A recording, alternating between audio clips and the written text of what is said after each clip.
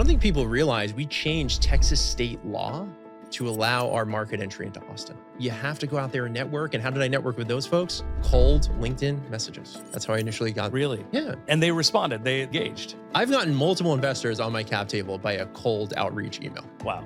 Anybody that says cold outreach is terrible, you need a warm, I think is not working hard enough, to be honest. They're saying the wrong things in that cold outreach email. I think a lot of our founders that are listening would love to understand, what are the 2 or 3 things that you've learned about operating with local governments, with them, really hand in hand with them, that you feel like other folks are doing wrong and could do better? I think one thing we did off the bat as myself and my co-founder, we viewed working with government as something that is just as important as your unit economics. Yeah. This is not something you hire a lobbyist on and forget about. Yeah. That's what a lot of startups do. So I'll give you a very tangible example. We launched mopeds in Austin, right, in 2020. I don't think people realize we changed Texas state law to allow our market entry into Austin. I didn't even know that, actually. A New York small moped startup went into Austin State Capitol and got the state Senate to change law to allow our market entry. Wow. And how did we do that? Yes, we hired a lobbyist that we thought could potentially get the job done.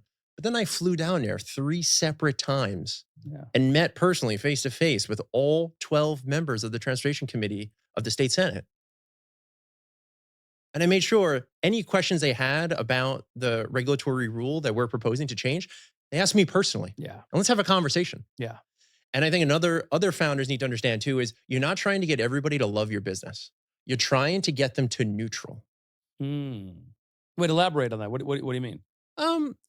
Not everybody's going to love your business, what you're doing. Maybe they have concerns, but they're still going to let it pass through. You need to get them to a point where I'm not going to block this. Okay, got it. I'm not going to go out there at your press conference and say, I love it, but I'm not going to block it. Yeah. And the only way to get folks there is you have to meet them face to face. You have to do the hard work.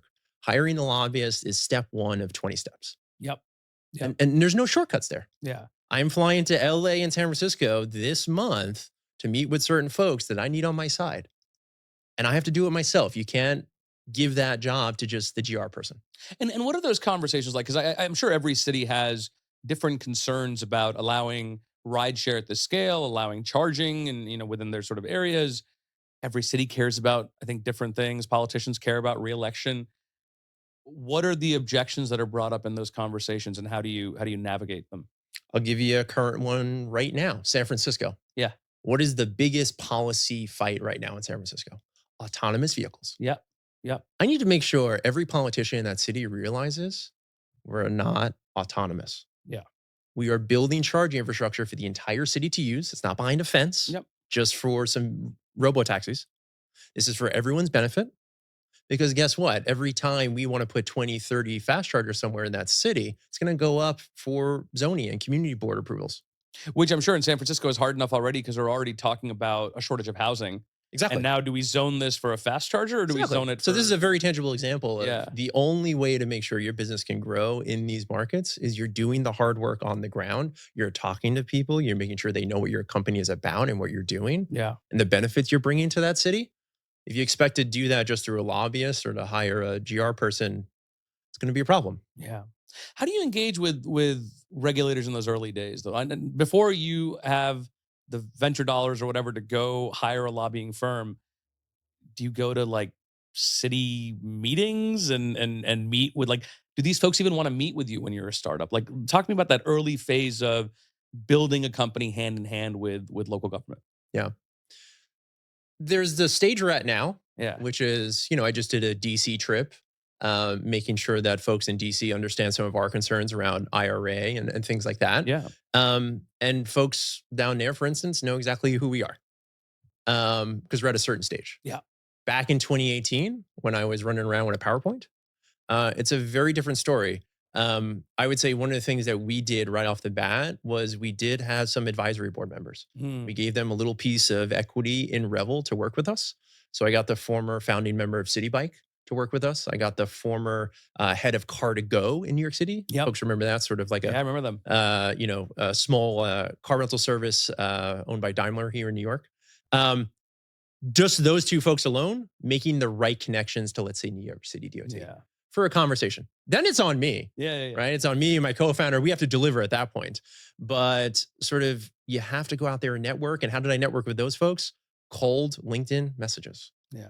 That's how I initially got. Really? Yeah. And they responded. They engaged. I've gotten multiple investors on my cap table by a cold outreach email. Wow.